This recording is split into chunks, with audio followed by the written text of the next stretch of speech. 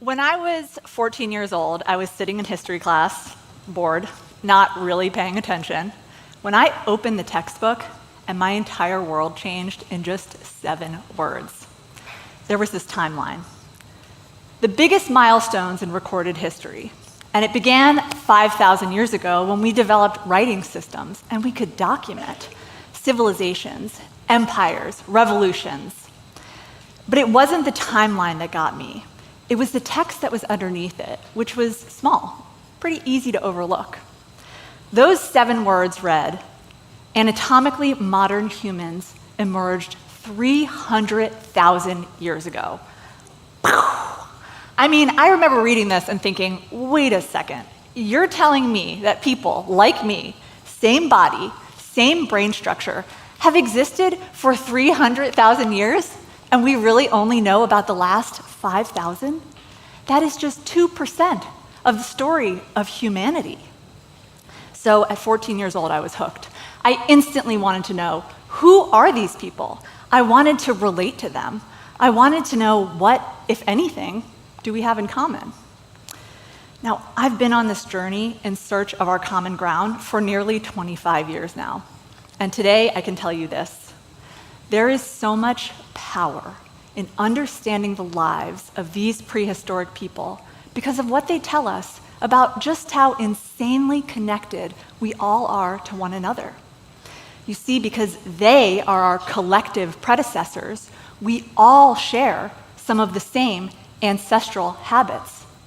And by exploring these habits, we can understand where we came from, how we lived for 95% of our existence. A lot has changed, and you might be thinking, electricity, your iPhone. But what about our social environment? How did we relate to each other during this time? Archaeology and genetics clearly tell us that for the majority of our timeline, we lived in small groups where cohesion, cooperation, and just getting along was fundamental for survival. My well-being was your well-being. And the legacy of this time persists today in some curious, relatable, and heartwarming ways. Okay, is anybody else itchy? All right, this is the first example of how humans are a hopelessly social species. Itching is basically a built-in alarm system for really small threats, and thanks to hundreds of thousands of years of evolving in these close-knit groups, by simply observing someone scratching, it can trigger an itch. That's not the only way that we evolved to communicate with each other before complex language. Like, could you imagine if I yawned right now? Right? You would all yawn. That would make me feel so insecure right now. So instead, I'm going to tell you a story. I picked my mom up at the airport the other day, and in order to get a spot at the curb, I had to drive around over and over again. And because I'm me, I took this as an opportunity to observe humans in the wild. And what I noticed was the reason I had to drive around so much was because of all of the hugging that was going on. And when I saw my mom, I found a spot at the curb, I got out of the car, and I ran up to her, and I gave her a huge hug, and I nuzzled my nose right into her neck. And honestly, my first thought was, how weird is this? Right? What a strange behavior. Think about the way that we greet people. If it's formal, maybe a handshake. If it's a friend or family member, maybe a hug. If it's a romantic partner, a smooch on the lips. Greetings vary widely around the world. In many cultures, bows are common, other forms of kissing on the cheek, but do you know what all of these behaviors might have in common? They all might relate to our sense of smell. In other words, getting a really good whiff of that other person. Some studies even show that after we shake hands with someone, we subconsciously bring this hand to our nose and smell it. Yeah. Now, I have no idea how our prehistoric ancestors greeted one another, but chances are smell played an important role. Okay, so Andie, why were prehistoric people so obsessed with each other, right? Constantly sniffing each other and staying attuned with one another. Well, the evolved environment was dangerous, and it really demanded the support of a cohesive group. My well-being was your well-being. And it was this cohesion and connection that gave us what we now call love. We all know love. And it may look and feel different between people, but biology tells us that we all have the capacity for it. Because when we love, hormones and chemicals are coursing through our bodies, forming a bond with another person. The type of bond that kept our prehistoric ancestors connected to one another, ensuring their best chances of survival through the support of another person, just like we do today. And when we lose love, we're not just sad, we're feeling the physiological consequences of that bond being severed. Grief hurts because your body experienced that relationship as a part of its perceived survival. Around the world, these chemical patterns are remarkably similar, even when the rituals around love and mourning differ. Now, there is a 100 million-year-old origin story to this love and connection. I'm going to give you 3 seconds to guess what it is. It's parenting.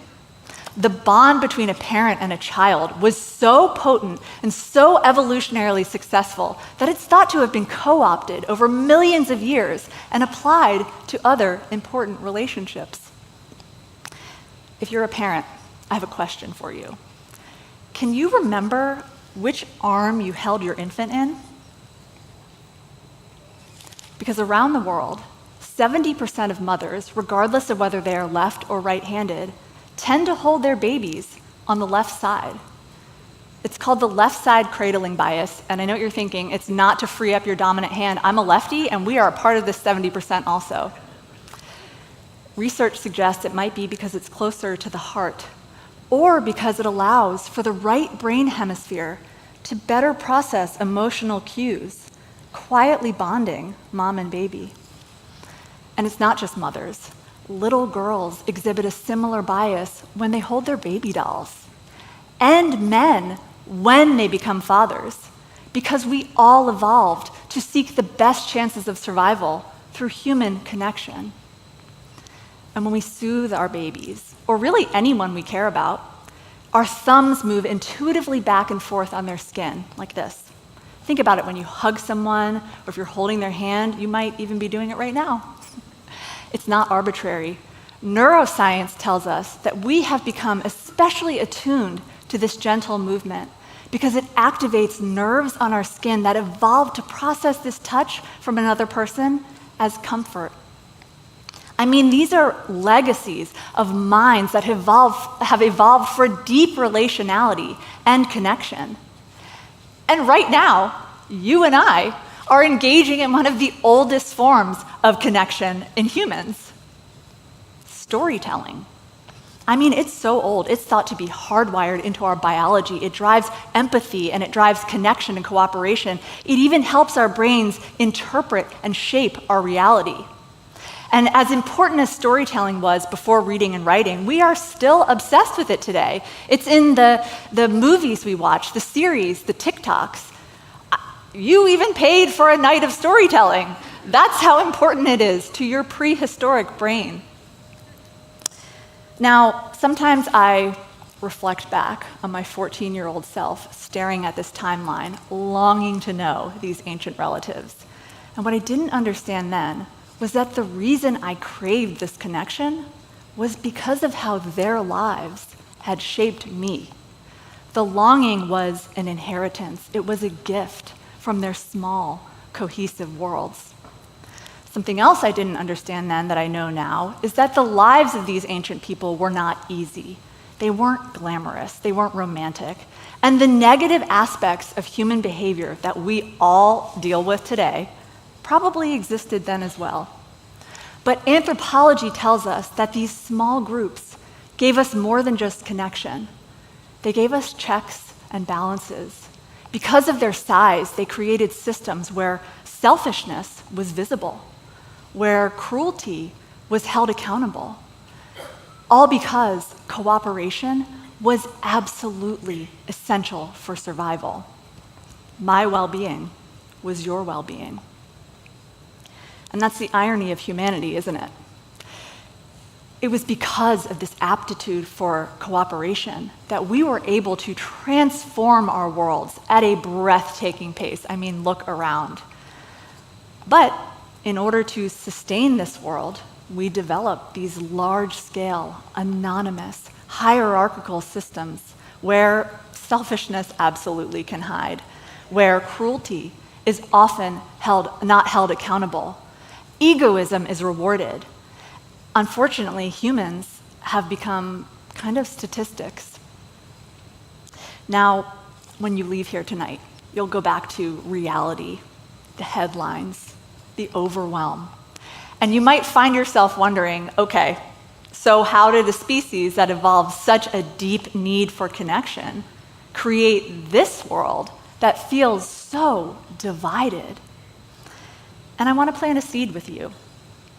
Maybe our social environments have changed far more than humanity itself. Because at the end of the day, or millennium, or evolutionary era, we are all still insanely connected to one another around the world, across people who you might think you have nothing in common with. I want you to observe how we still soothe each other the same way, how one yawn still spreads through a room like wildfire, and I'm not going to do it again. Consider how we are still traveling far and wide to share our stories. These aren't modern behaviors. They didn't start with us. They are legacies that have echoed through thousands of generations, tirelessly working to keep us connected, just like they have for 300,000 years. Thank you.